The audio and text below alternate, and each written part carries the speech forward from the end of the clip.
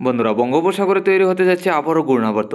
এই ঘূর্ণাবর্ত থেকে আগামী দিনে ঘূর্ণিঝড় তৈরি হওয়ার সম্ভাবনা আছে কিনা, এছাড়া দক্ষিণবঙ্গে তাপমাত্রা কমবে কিনা আগামী দিনে, স্বাভাবিকের চাইতে কয় ডিগ্রি তাপমাত্রা কমবে, এছাড়া মনে করো আগামী দিনে ঘন কুয়াশা কেমন থাকবে দক্ষিণবঙ্গে ঘন কুয়াশা বাড়বে কিনা।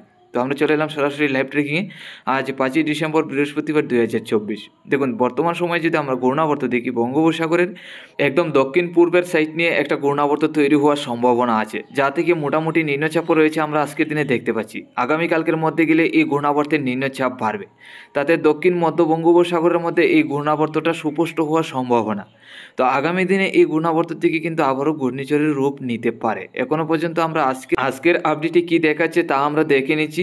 এছাড়া আগামী দিনগুলিতে আবারও এই ঘূর্ণাবর্ত থেকে ঘূর্ণিঝড় তৈরি হবে কিনা, তা থেকে কী সম্ভাবনা আছে। দেখুন, আগামী 8 তারিখ থেকে 9 তারিখ এবং 10 তারিখের মধ্যে গেলে এই হালকা পাতলা ঘূর্ণাবর্তটা মধ্য বঙ্গোপসাগর থেকে দক্ষিণ মধ্য বঙ্গোপসাগর থেকে বঙ্গোপসাগরের পশ্চিমের উপকূল ধরে শ্রীলঙ্কা এবং তামিলনাড়ুর দিকে এগিয়ে আসার সম্ভাবনা আছে। তবে 10 তারিখের মধ্যে এই ঘূর্ণাবর্তের পাকটা তেমন থাকবে না, হালকা পাতলা ঘূর্ণাবর্তের পাকের সাথে মোটামুটি নিম্নচাপ। তো বন্ধুরা, আগামী দিনে 10 তারিখ থেকে 11 তারিখ এবং 12 তারিখের মধ্যে এই ঘূর্ণাবর্ত থেকে নিম্নচাপে পরিণত হওয়ার সম্ভাবনা আছে।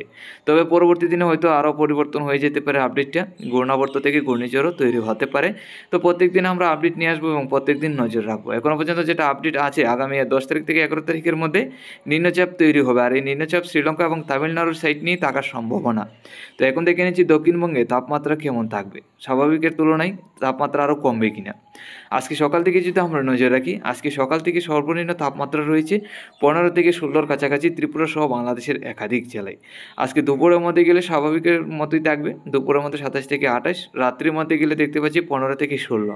তো সকাল এবং রাত্রি একই রকম ঠান্ডা অনুভব হবে দক্ষিণবঙ্গে, বিশেষ করে ত্রিপুরা সহ বাংলাদেশের একাধিক জেলায়। এছাড়া উত্তরবঙ্গে শিলিগুড়ি, আলিপুরদুয়ার, গুয়াহাটি, আসামে শিলচর সহ একই রকম 16 থেকে 17-র কাছাকাছি। আগামীকাল সকালে 14 থেকে 15, দুপুরের মধ্যে গেলে 27 থেকে 28, এছাড়া রাত্রির মধ্যে গেলে দেখতে পাচ্ছি একই রকম 16 থেকে 17-র কাছাকাছি একই রকম ঠান্ডা অনুভব হবে। তো আগামী দিনগুলিতে আরও তাপমাত্রা কমবে কিনা তা আমরা দেখে নিচ্ছি।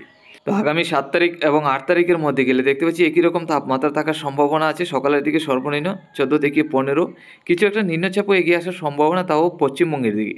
ত্রিপুরা এবং বাংলাদেশের দিকে তেমন নিম্নচাপ এগিয়ে আসবে না।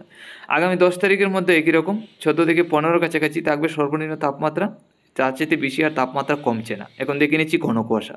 আজকে সকালের মধ্যে হালকা পাতলা ঘন কুয়াশা ছিল আমাদের ত্রিপুরা সহ বাংলাদেশের একাধিক জেলায়। এছাড়া আগামী দিনগুলিতে যদি দেখি, আগামী দিনগুলিতে সেরকম একই রকমভাবেই হালকা পাতলা ঘন কুয়াশা থাকবে। আগামীকালকের মধ্যে দেখতে পাচ্ছি হালকা পাতলা ঘন কুয়াশা আমাদের ত্রিপুরা, চট্টগ্রাম, আসামের শিলচরের সাইড নিয়ে, এছাড়া খুলনা, বরিশালের সাইড নিয়ে হালকা পাতলা ঘন কুয়াশা থাকবে। আগামী দিনগুলিতে যদি নজর রাখি, ঘন কুয়াশাটা আরও বাড়বে কিনা। 9 তারিখের মধ্যে গেলে দেখতে পাচ্ছি হালকা পাতলা ঘন কুয়াশাই থাকবে, তেমন ঘন কুয়াশা আর বাড়ছে না। 10 তারিখের মধ্যে গেলে ঘন কুয়াশাটা কিছু বাড়বে, তাদের বাংলাদেশের উত্তর জেলা সহ আমাদের ত্রিপুরা রাজ্যের একাধিক জেলায় ঘন কুয়াশা থাকার সম্ভাবনা।